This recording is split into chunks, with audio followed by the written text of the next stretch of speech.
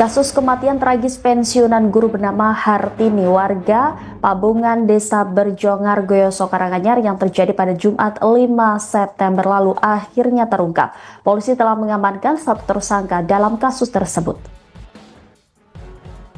Adapun tersangka yang diamankan adalah G alias Wawan yang berusia 27 tahun, warga Kecamatan Karangpandan, Karanganyar. Ia ditangkap tanpa perlawanan di rumahnya, Desa Kurahan, Kecamatan Karangpandan pada Kamis 11 September sekitar pukul 12 waktu Indonesia Barat.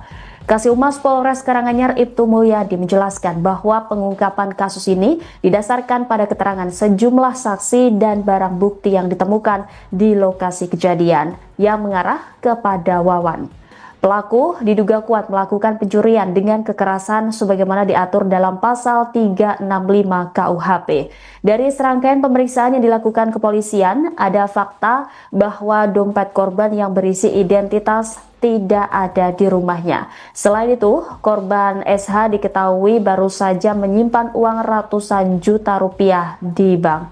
Uang tersebut adalah uang sumbangan pernikahan putrinya yang baru saja menikah. Sementara itu, soal kematian korban yang dinilai tidak wajar akan diketahui setelah visum keluar. Ini berkaitan terkait dengan luka lebam di beberapa bagian tubuh korban.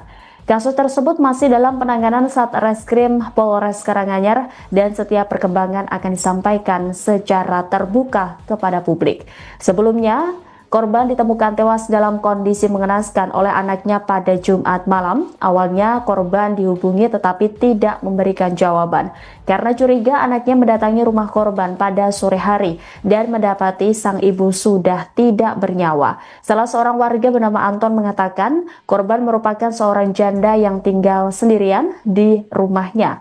Menurut Kasat Reskrim Polres Karanganyar AKP Wikan Sri Kardiono, secara kasat mata terdapat sejumlah luka di tubuh korban, diantaranya lebam, luka seperti cakaran di tangan, serta bekas mirip cekikan di bagian leher.